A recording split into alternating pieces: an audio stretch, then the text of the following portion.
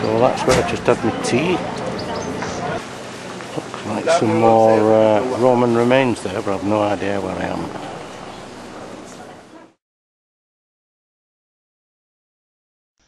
But here is the south door to the inner courtyard of the Roman temple. And here's our water cellar again. And that brings us back to the mosque. I'm trying here to show this long, wonderful mosaic under this arcade, but I don't know how successful it's going to be. It would have looked better in the sunshine or with lights. The Caliph al-Walid, we mentioned him before, who built this mosque, said to the inhabitants of Damascus, "4 things give you marked superiority over the rest of the world: your climate, your water, your fruits, and your baths. To these I wanted to add a 5th, this mosque."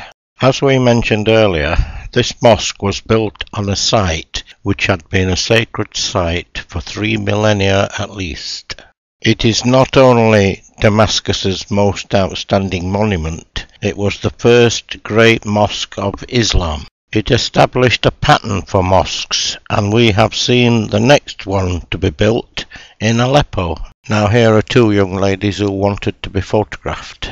It was the first mosque in Syria to feature minarets, a mihrab, that's the niche in the wall facing Mecca from here southwards, a minbar, the mosque pulpit, we also saw the one in Crac des Chevaliers, and ablution fountains, now all standard features.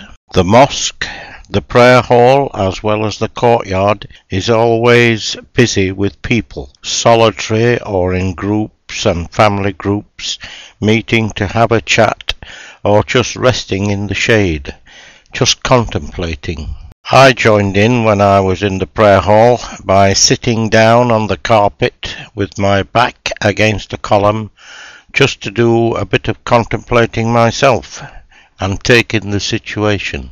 I thought the kids were a bit noisy myself, even in the prayer hall, but nobody seemed to stop them. However, I did see one Jobsworth going round reprimanding people, men, who had got too comfortable in a horizontal position or were asleep.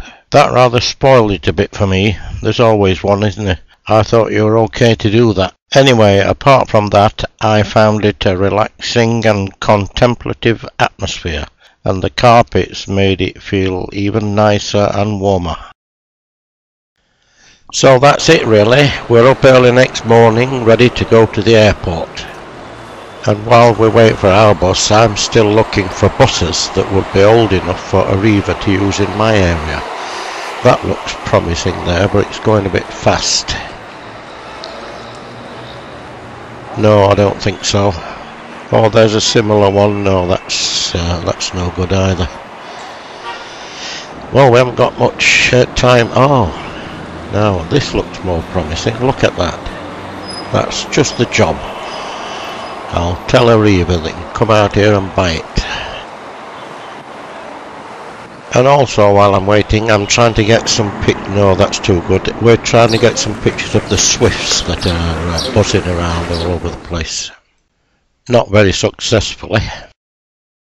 Anyhow, that's Syria. What do you think of it so far? Is it a community which works and in which people seem to be happy? I know what I think, but I'm very gullible. Do go and see it for yourself and then let me know.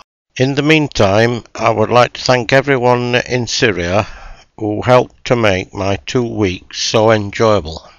I would like to thank especially our guides, Yasser and Jihad, and also Mirwan, whose driving ensured that our journeys were both safe and comfortable.